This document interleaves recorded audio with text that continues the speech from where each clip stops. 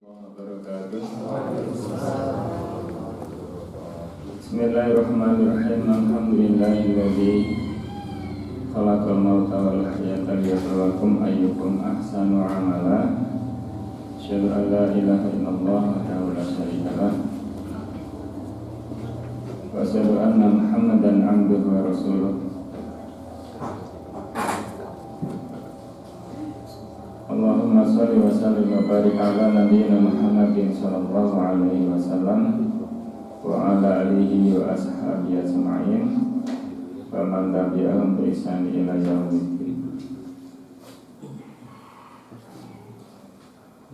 Rabbi shrah li sadri wa yassir li amri wa hlul 'uqdatam min lisani yafqahu qawli. Bapak Ibu jamaah salat subuh Masjid As-Salam, insyaallah semua yang hadir pagi hari ini dimuliakan Allah Subhanahu wa taala. Amin ya rabbal alamin. Kita buka ngaji bersama pagi hari ini dengan baca basmalah. Bismillahirrahmanirrahim.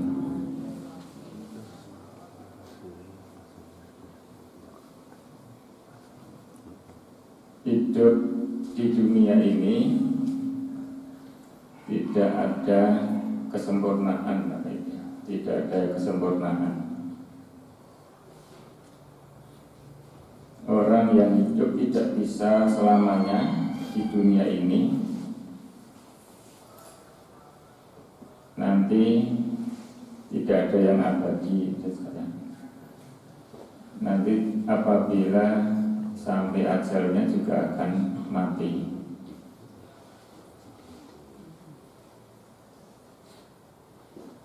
Fa'idha ja'ajaluhum la yastakhiruna sa'ata wa la yastaqdimun.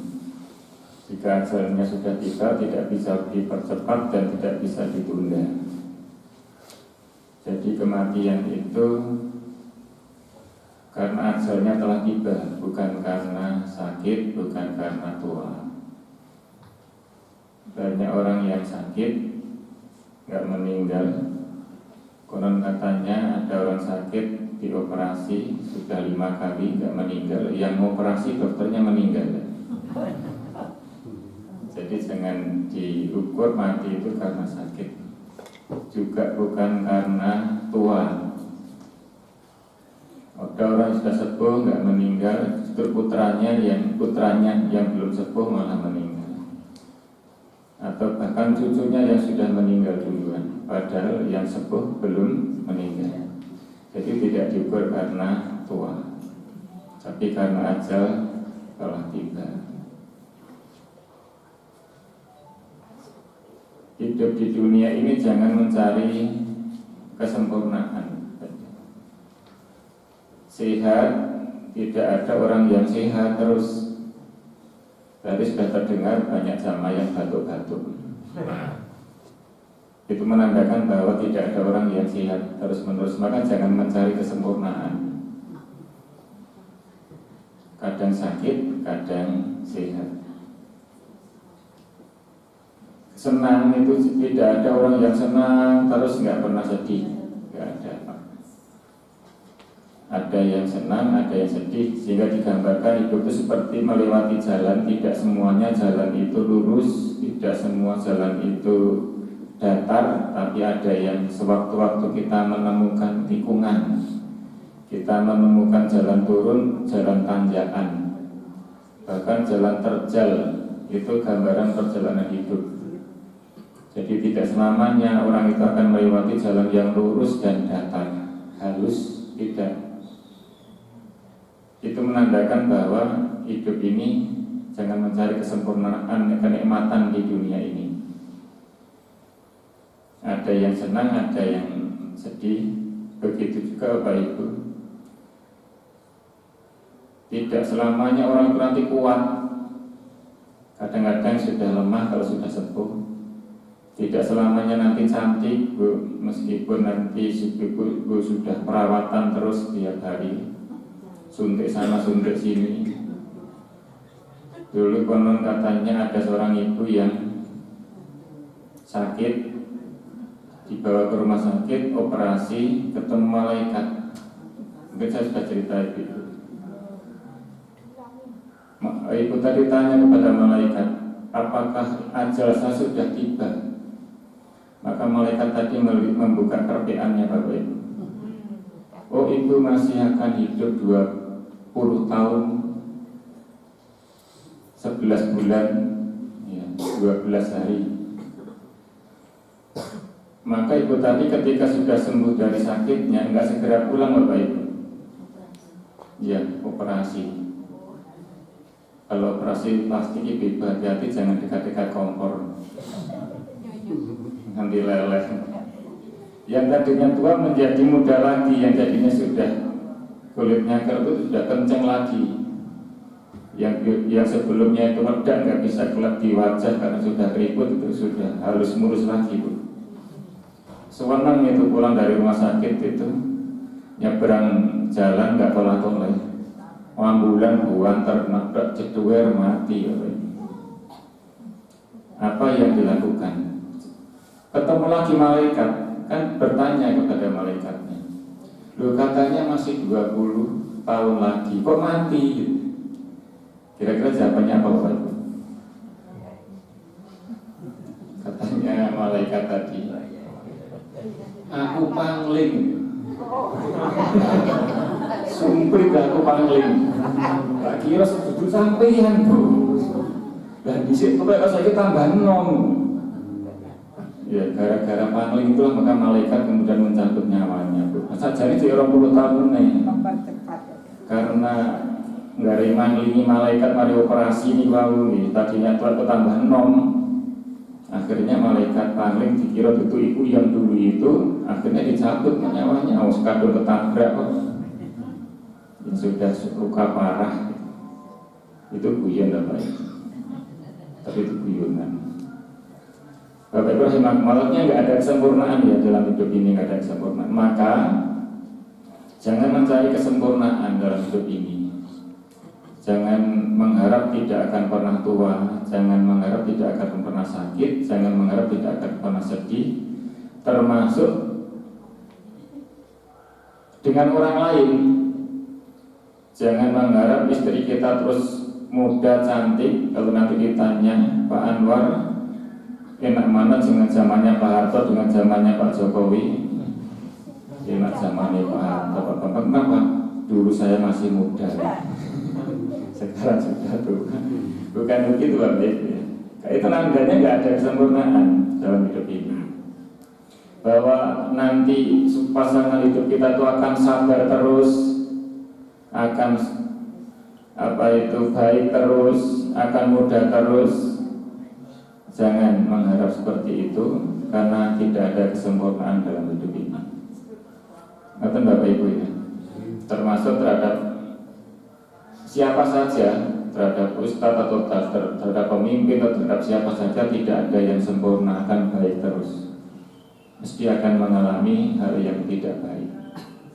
Di manakah kita akan mendapatkan kesempurnaan kenikmatan itu? Di surga Bapak Ibu. Ya di surga.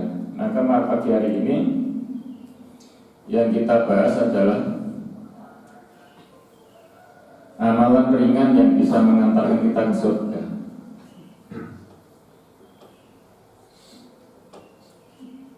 Pertemuan yang lalu saya sudah menyampaikan tentang latar belakang ditetapkannya tahun hijrah, bahwa bukan kelahiran Nabi yang diterima, bukan kematian Nabi, tapi hijrahnya Nabi yang diterima sebagai awal perhitungan kalender Islam. Mengapa? Karena pada saat hijrah itu ada prestasi. Itu masih ingat Bapak Ibu ya? Maka hidup ini harus berprestasi.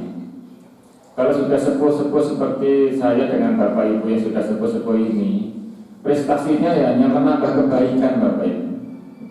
Jangan harap jadi presiden, larang Bapak Ibu. Jangan harap jadi wali kota, biayanya mahal.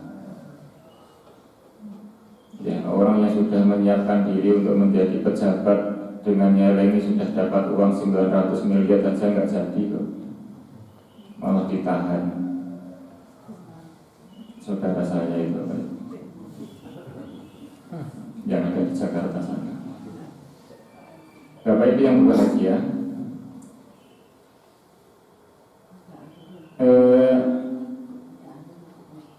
prestasi itu gitu. Kalau kita itu yang penting bertambah usia kita, bertambah amal kebaikan kita, itu prestasi. Seperti yang disabdakan Nabi, mantola umuru hasuna amalu, bertambah usianya, bertambah amal kebaikannya. Itu prestasi. Jadi setiap bertambahnya amal kebaikan kita, apapun bentuknya, itu adalah prestasi. Karena bertambah baik. Ketika kita bangun tidur, kemudian bisa mengucapkan alhamdulillahilladzi ahyana ba'da ma amatana wa ilaihin nusyur, itu prestasi. Kemudian kita duduk sebentar sambil ngucek-ngucek meripat. Ngucek-ngucek meripat itu sunnah loh Bapak Ibu. Ngucek-ngucek meripat menghilangkan kantuk gitu. Bukan ya termasuk menghilangkan kata juga. Itu sunnah. Nabi mencontohkan gitu, menghilangkan kantuk dengan mengucek-ngucek meripat. Dan baca inna fi khalqis samawati wal ardi wakhtilafil laili wan nahari la ayatin li ulil albab, terus dan seterusnya, itu itu sunnah Nabi.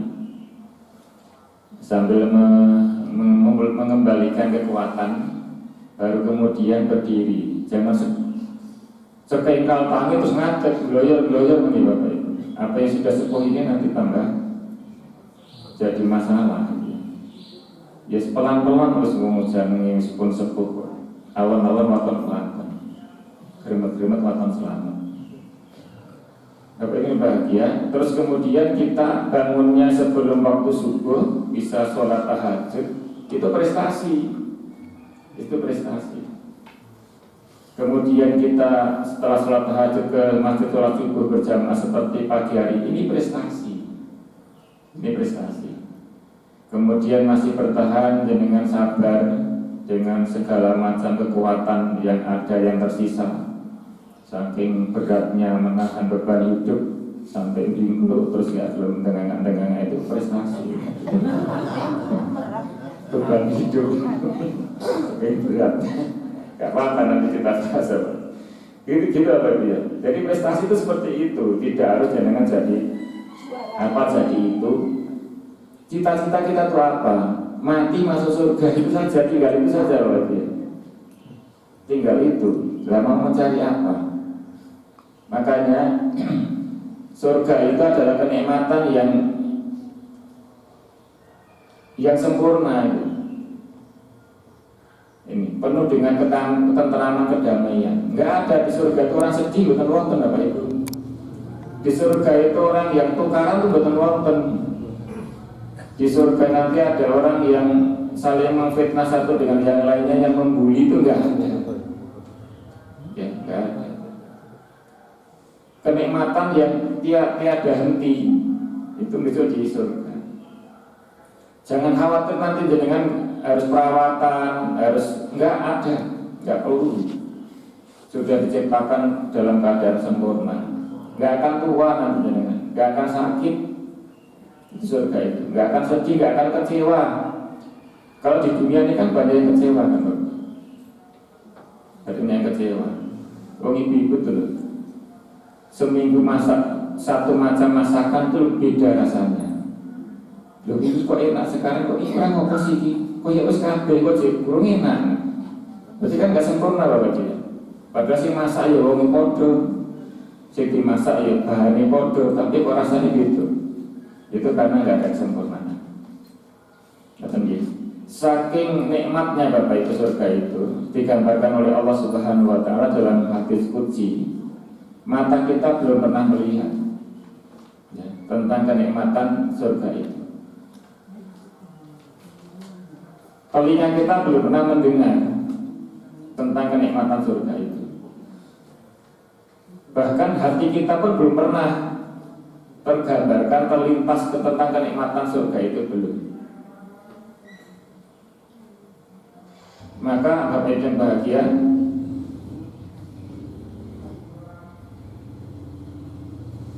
itu yang digambarkan Allah Subhanahu wa taala tentang kenikmatan surga itu. Maka mari sisa umur yang tinggal beberapa saat ini kita cari bekal yang mudah agar kita bisa masuk surga, dan tidak ada yang bisa menghalangi surga kecuali apa Pak? Tidak ada yang bisa menghalangi kita masuk surga kecuali mati. Jadi jangan pernah ahli surga loh Bapak, tapi belum bisa masuk. Kenapa? Belum mati. Sajane mati itu nggak masuk surga. Hanya saja kita belum mati. Ini ingin jenengan cepat masuk surga ya, buat apa? Syaratnya mati yo. Tapi jangan mencari kematian. Nih, jalan yang mudah ini, yang ringan ini Bapak. Satu. Nah, kenapa jenengan kita katakan jenengan sudah ahli surga? Sajane wis penghuni surga. Karena kita saat pagi hari ini tuh masih mau ngaji. Man salaka tariqan yaltamisu fihi ilman sahalallahu lahu tariqan ilal jannah. Barang siapa yang menempuh suatu jalan untuk mencari ilmu, maka Allah akan memudahkan baginya jalan masuk surga. Jenengan itu sudah punya tiket kemudahan masuk surga. Kenapa belum masuk surga? Karena belum mati. Kenapa kok masuk jalan kemudahan surga? Masih mau ngaji. Maka Bapak Ibu, sekali lagi saya ulangi, ngaji itu jangan tergantung ustadz sopo. Wis sopo ustadznya yang diundang di asalam ini wae ngaji yo. Kan di hadis ini kan nggak ada kan. Barang siapa yang ngaji bersama Pak Bambang Mulyadi akan mudah masuk surga, kan nggak ada. Kan nggak disebutkan ustadznya. Pokoknya ngaji yo gampang masuk surga. Gitu. Apakah nanti ngaji di sini disyaratkan dalam hadis ini jenengan harus paham? Nggak harus paham kok, yang penting teko ngaji. Ya, nggak harus paham. Jenengan nanti kundur terus ditakoni, kok ngendi kundur lagi kundur malah ngaji Pak Bambang. Apa sampai nembuk gak apa? Lho Kak karo tak tinggal turu. Betul napa-napa jenengan ngantos, yang penting niatkan nggak ikut ngaji. Kan nggak ada syaratnya nggak boleh tidur. Betul napa-napa monggo jenengan syarif. Sorry, kenapa-napa. Entah tinggal mulu ya. Lalu aku mau tidur gendeng. Ngoten ndak baik. Kayak kuwesel Pak, betul napa-napa kesel, ngantuk, betul napa orang ngantuk, sing penting dugi ngaji. Pokoknya oleh papan sosender di bawah AC ngono wis. Ilai taufik wal hidayah maksudnya. Betul napa-napa, yang penting datang ngaji Bapak Ibu. Datang ngaji. Itu jalan mudah untuk masuk surga. Asalkan kita masih senang datang ngaji, ikut pengajian, taklim, itu jalan masuk mudah masuk. Monggo.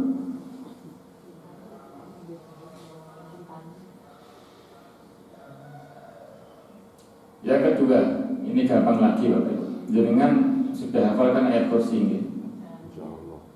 Kalau belum betul napa-napa buka HP.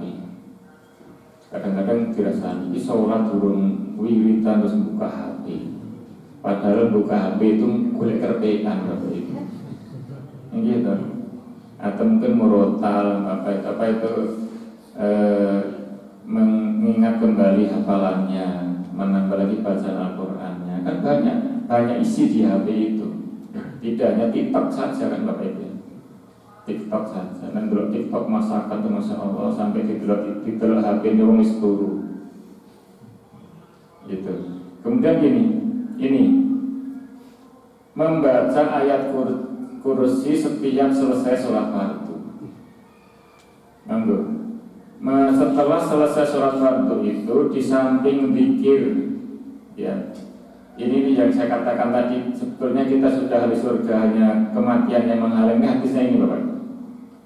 Man qara ayatal kursi duburu kulli shalah lam yamnahu min dukhulil jannah illa ayyamut. Barang siapa yang membaca kursi setiap selesai sholat, dubur itu artinya belakang nanti. Bahasa Jawa bukan bahasa Indonesia nih. Itu bahasa Arab, duburor. Artinya belakang selesai sholat, maka tidak ada yang dapat menghalanginya untuk masuk surga kecuali mati. Jadi yang menghalangi kita masuk surga itu hanya satu, karena belum mati. Maka Bapak Ibu monggo, setelah selesai sholat itu membaca zikir kita, diantaranya membaca ayat kursi yang kita baca.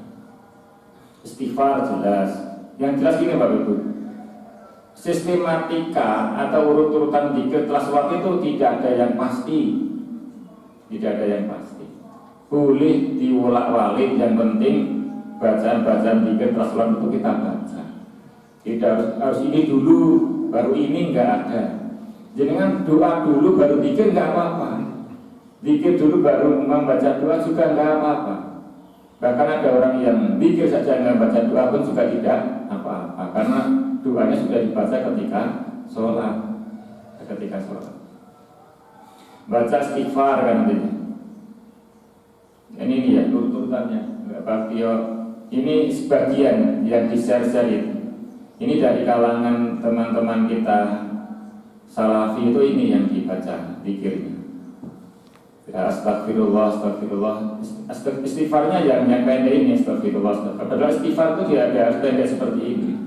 Kalau waktunya memang sudah nggak cukup, ya, karena istirahat kantornya pendek, belum nanti makan siang, ya istighfarnya nggak usah panjang-panjang. Astagfirullah, astagfirullah, astagfirullah. Tapi waktunya agak longgar, ya dibaca panjang istighfarnya. Astagfirullahaladzim, astagfirullahaladzim. Lebih panjang lagi ya, dipanjangkan lagi. Astagfirullahaladzim, alhamdulillah, kan gitu. Kemudian Allahumma anta salam, wa minka salam, tabarok tayatal jalali wal ikram. Terus baca la ilaha illallah. Nah, la ilaha illallah adalah syarika lahul mulku wa lahul hamdu. Pakai yuhyi wa yumitu itu dibaca ketika subuh dan maghrib. Itu yang pakai yuhyi wa yumitu. Dibaca zikir pagi dan sore. Yang pakai yuhyi wa yumitu itu. Kalau subuh jangan baca minimal 10 kali, kalau maghrib juga minimal 10 kali. Yang pakai yang dibaca panjang pakai yuhyi wa yumitu tadi loh lagi. Kemudian terus, nah baru kemudian boleh dengan membaca Al-Fatihah, boleh membaca ayat kursi, boleh membaca trikul, qul huwallahu ahad, qul a'udzu birabbil qul a'udzu birabbin nas. Terus baca zikir subhanallah. Nah subhanallah itu nanti di poin berikutnya. Kalau waktunya singkat, boleh baca 10 kali.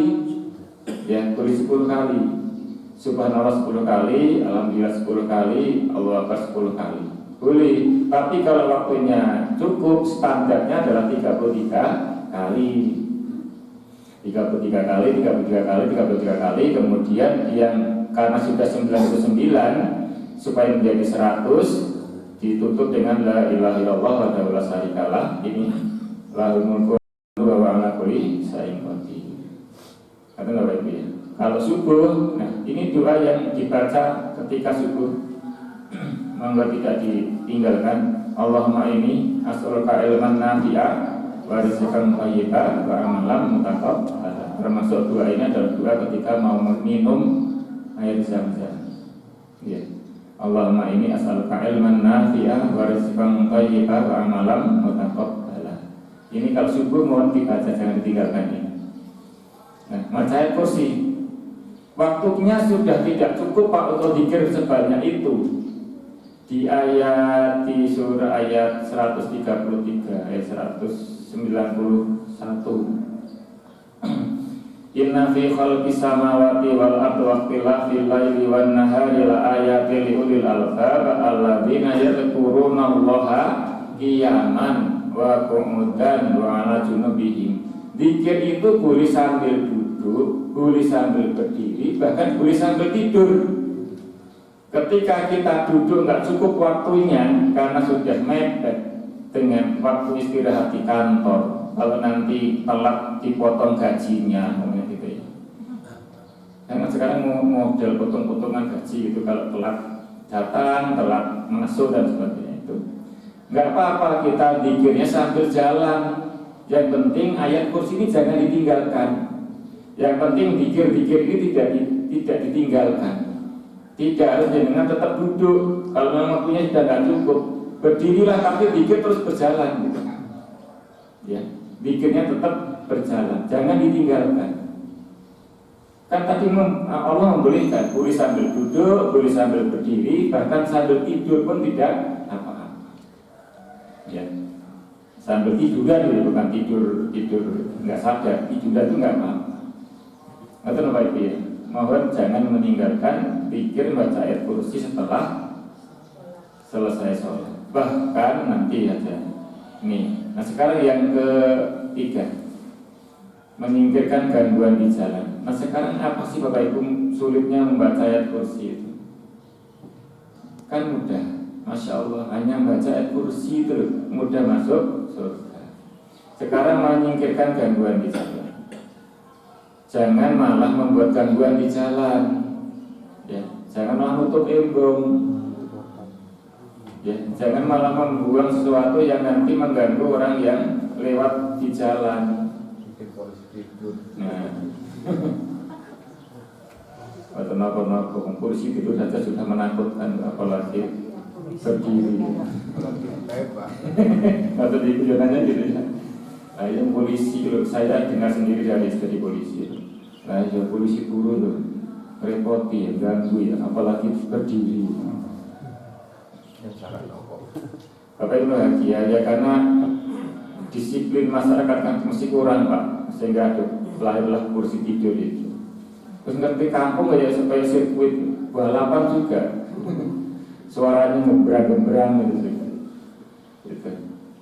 Ini Bapak Ibu, laqad ra'aitu rajulan yataqallabu fil jannah fi sajarah qata'aha min dhahri tariq kanat tu'tin nas. Sesungguhnya sungguh aku telah melihat seorang laki-laki wirawiri mondar-mandir di dalam surga, dikarenakan sebuah pohon yang dia tebang dari tengah jalan yang selalu mengganggu manusia. Artinya hadis ini adalah menyingkirkan gangguan di jalan. Yang mengganggu manusia lewat itu adalah jalan mudah untuk masuk surga. Apa saja bentuknya? Apa saja bentuknya? Jenengan pas jalan kok ada batu, yang batu nanti kok jenengan perkirakan kalau nanti apa itu keinjak atau nanti ketabrak sepeda orang nanti bisa menyebabkan jatuh, jenengan singkirkan, itu jaminan masuk surga. Pak Bu, jangankan ke apa itu? Ke griul apa itu? Batu kerikil ya. Lewat jalan aspal halus gitu, kudu ambruk. Nekor sepuh ini gitu Pak Bu. Waktu saya itu kalau selesai subuh nggak ngaji seperti ini ya, saya kan nggak langsung pulang, jalan dulu sama istri saya, gandengan tangan jadi ketok mesra. Padahal saya nenek tak gandeng kudu lugur, ya kudu lugur. Itu Masya Allah tak ya kudu tiba gitu ya. Pakai terus saya pegang keras kencang gitu. Kau juga ada waktu nggak nopo nggak ada gulungan Pak kudu lugur. Itu aja jalannya halus saja tuh. Mau jatuh, apalagi kalau nanti ada gangguannya. Ada gangguannya. Makanya ada patah gini Bapak. Orang jatuh itu kadang-kadang bukan karena nabrak batu besar, tapi karena menginjak kerikil cilik itu sudah jatuh. Maksudnya apa? Orang itu kadang-kadang jatuh bukan karena perkara yang besar, berbuat sesuatu yang besar, tapi kadang-kadang yang barang sepele itulah yang menyebabkan orang itu kan itu jatuh. Hanya gara-gara cemburu sama istrinya kan ditembak gitu. Nah, korupsi yang sekian banyak tuh enggak ditembak-tembak itu. Baru kemudian perkara dengan istrinya kan menjadi perkara besar ya. Contohnya, enggak usah mikirkan yang lain loh Ibu. Itu gambaran saja, enggak usah dipikirkan jauh-jauh nanti. Tambah jadi masalah. Ya kan gitu di Indonesia itu. Orang yang membunuh istrinya, justru yang membunuh yang malah mati. Ya, di Indonesia ya, seorang suami kemudian ingin membunuh istrinya.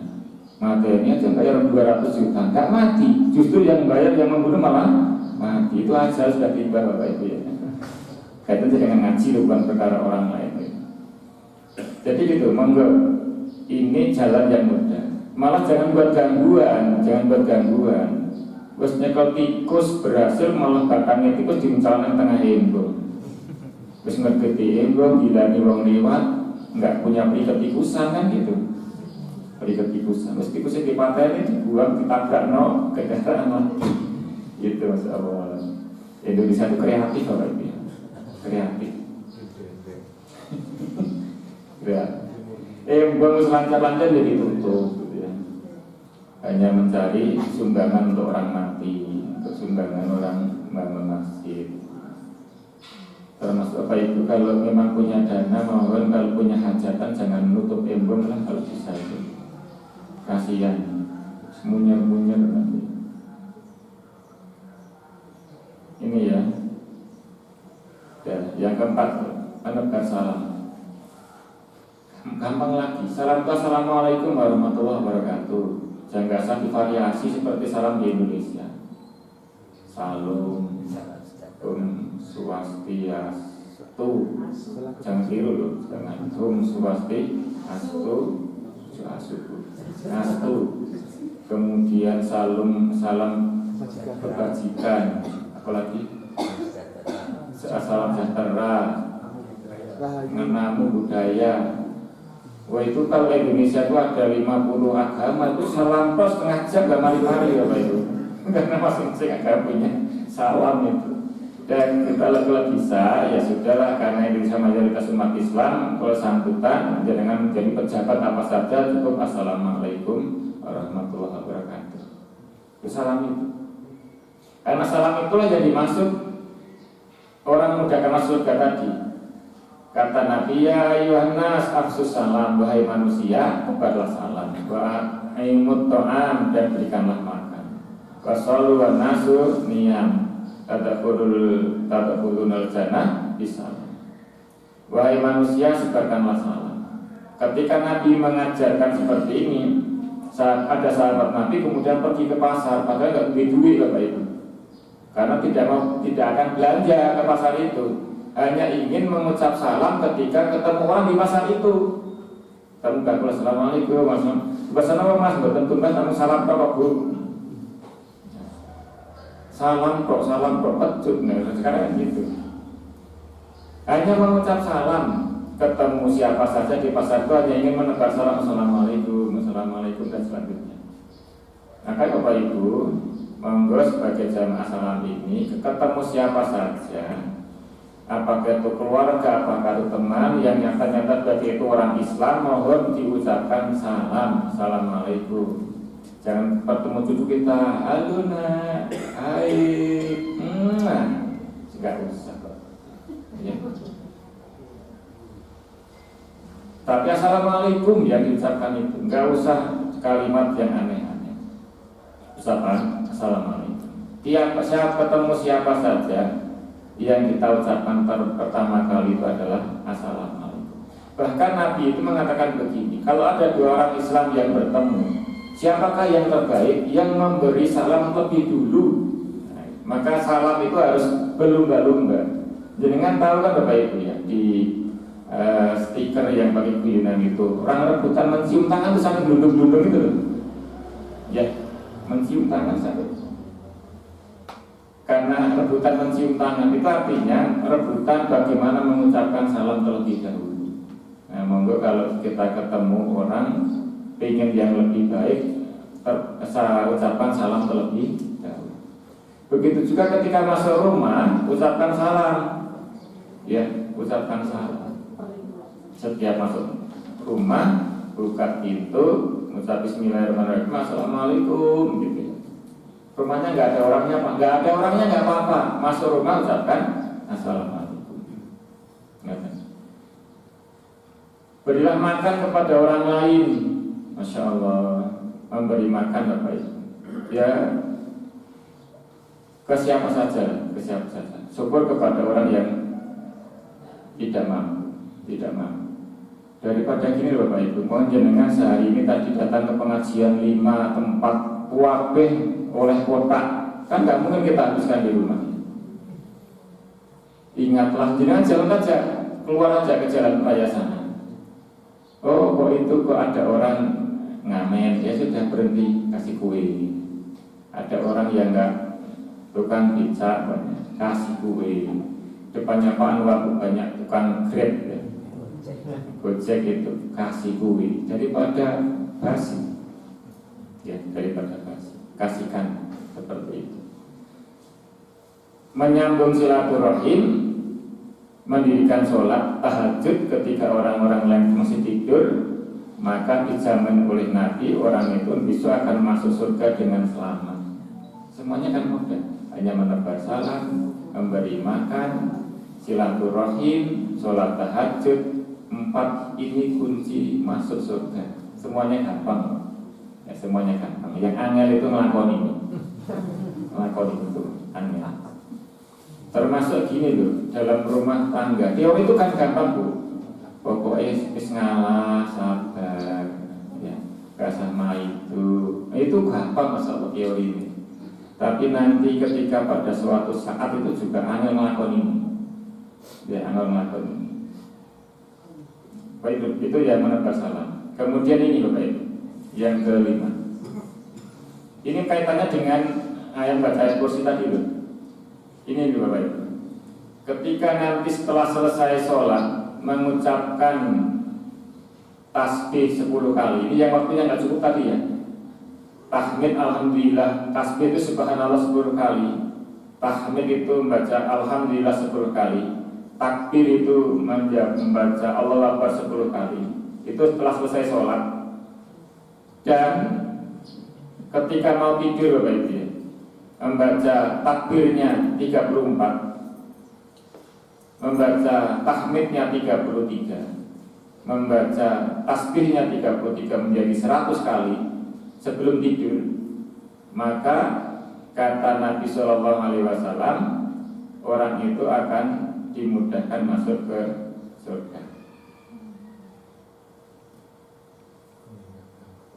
Ini keduanya tadi itu ringan, namun sedikit yang mengamalkan. Saya tanya Bapak Ibu tadi, siapa tadi malam sebelum tidur baca ini, pikir ini, takbir, betul kesian tidur kan?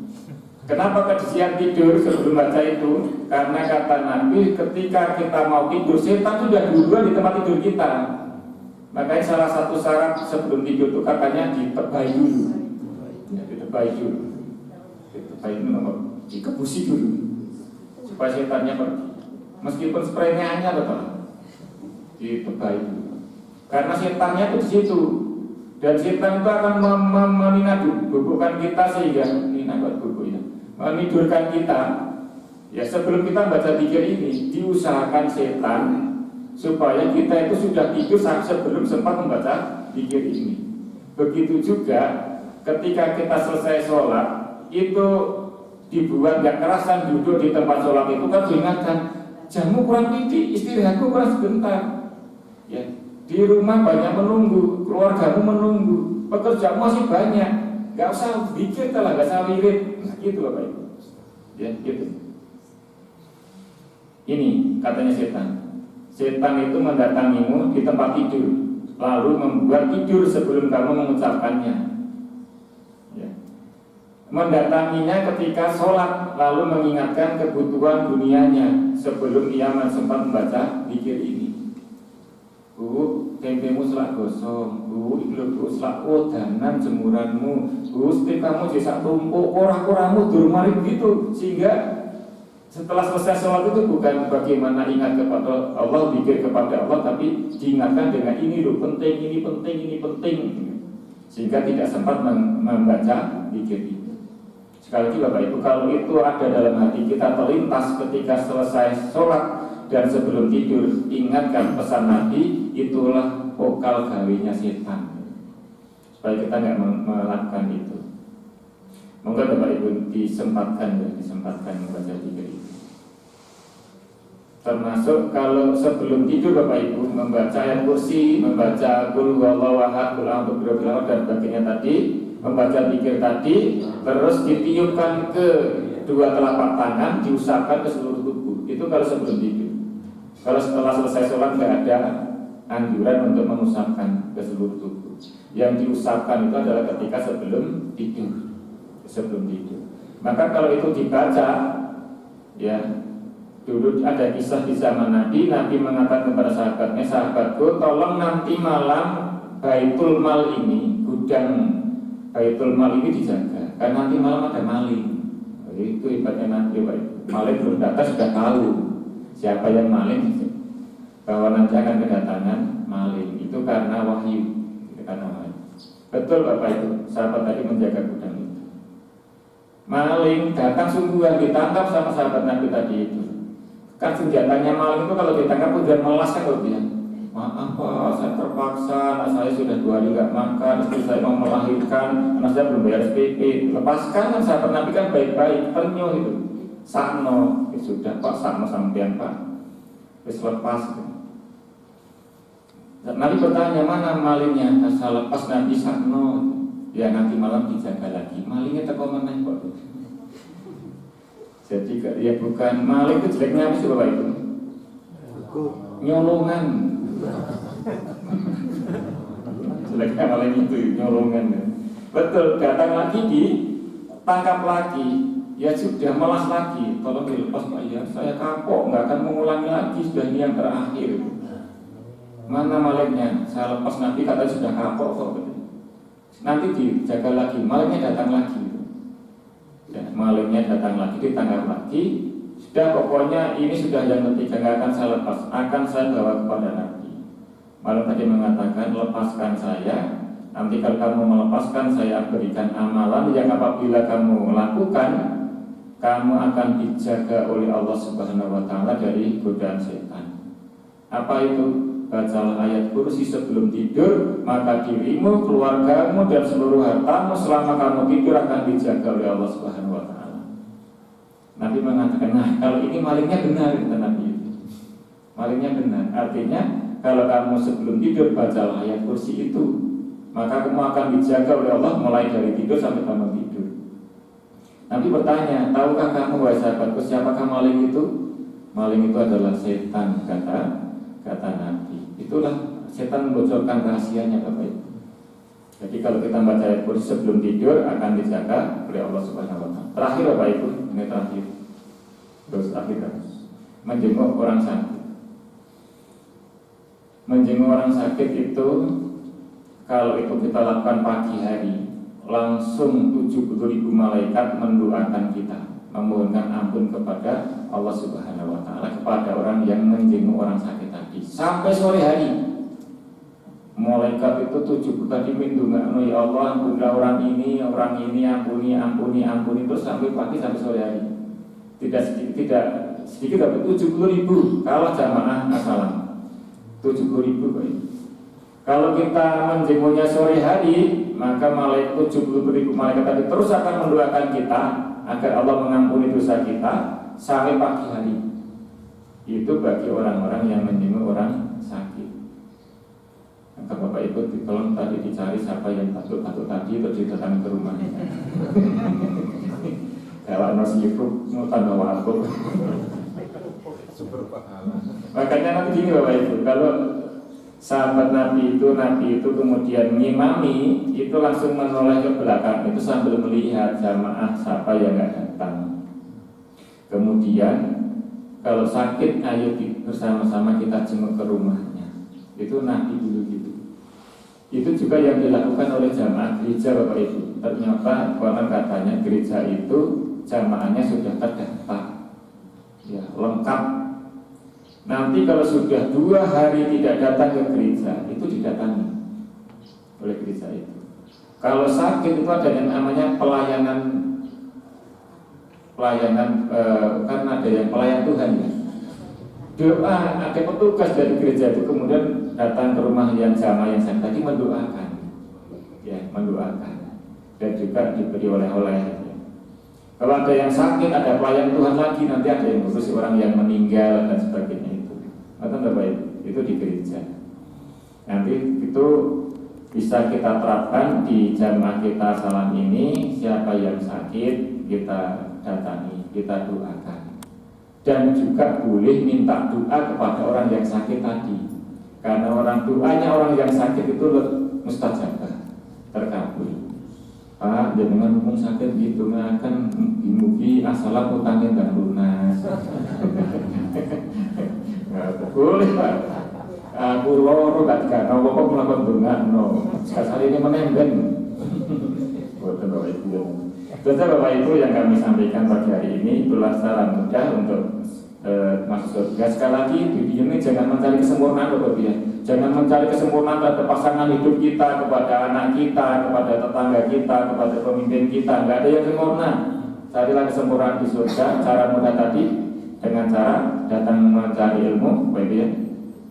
Kemudian membaca ayat kursi, kemudian pikir, meninggalkan gangguan di jalan, menebar salam, doa, pikir, subhanallah, alhamdulillah, Allah akbar, la ilaha illallah setelah selesai sholat dan sebelum tidur, dan menjenguk orang sakit. Itu cara mudah, mudah-mudahan kita juga mudah mengamalkannya secara istiqomah, jika kita semuanya termasuk orang-orang yang akan dimasukkan surganya Allah Subhanahu wa Ta'ala. Amin ya rabbal alamin. Kurang maaf, kita tutup dengan kafaratul majlis. Subhanallah bihamdika, asyhadu an la ilaha illa anta, astaghfiruka wa atubu ilaik. Assalamualaikum warahmatullahi wabarakatuh.